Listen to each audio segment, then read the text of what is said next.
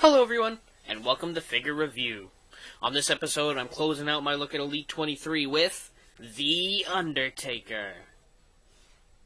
We have Undertaker's hat. Now, as I discussed in JBL's video, Jax had a very hard time making Undertaker hats that didn't bend and warp. This one isn't too bad. As you can see, the rim doesn't stay completely flat.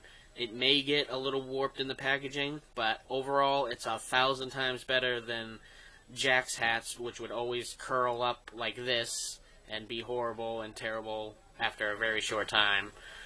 This hat has actually stayed in very excellent condition. It's got the nice purple stripe there around the center. Looks great on the figure. You can tip it to hide his eyes if you really want to, old school Taker style. Looks great when you do it like that. Great hat accessory. Well fitting to the figure as well. I didn't actually put it around his neck because it's hard to get off from the hair. But he did come with his necktie accessory. As you can see, if you want to display on a more permanent basis, you can put this up and over his hair, and it will sit around his neck. Obviously, as long as you want it there. A nice two-piece necktie, very cool. Obviously, another detail Mattel wouldn't really have to do, but their dedication to detail in the Elite line is such that they had to include it. They had to find a way. So, big props to Mattel on that. Next up, something that should never be forgotten from Undertaker's legacy is the urn. The source of his power early on. Eventually, they do occasionally phase it out and phase it back in, but an awesome piece. It is kind of hard to hold. I will show you the best you can do once we get Taker's jacket off. Now, as many as you can see, and as some of you may not know, back in end of 95, going into 96, King Mabel and Yokozuna crushed Undertaker's face and just had a protective mask made for it. So, a little surprise here from Mattel was that the mask does come off. Oh, and Undertaker will fall down.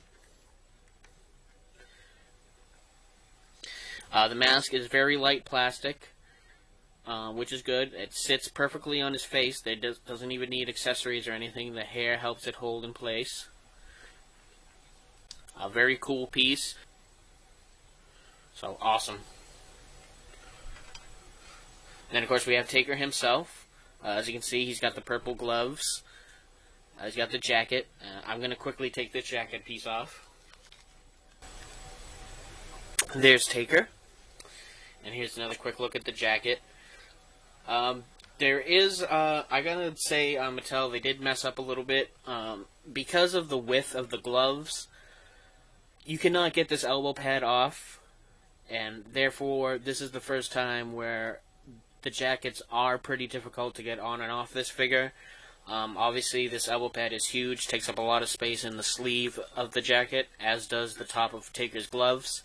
So you may have a pretty difficult time getting that jacket on and off. Fair warning to anybody who picks up this figure. I think the face scan is excellent for this era of Undertaker. I actually think he could have been a little whiter, as Undertaker was pretty pale in this era. He's got the jet black hair. Of course, as usual, all Taker's tats are fully in effect here on the arms. We got the nice shirted Undertaker, as he was at the time. Got his purpled out gloves. These are obviously rubber boot covers. Got the silver buttons down the side of the boots. Looking pretty good, looking pretty accurate. This is a pretty excellent representation of his look from WrestleMania 12. I did say that you can eventually fit that urn in Undertaker's hand. Let me see if I can't work that out for you real quick. So you can somewhat wedge the urn into Undertaker's hand. Just be careful not to break Undertaker's thumb off while you do that, because that will obviously ruin your figure.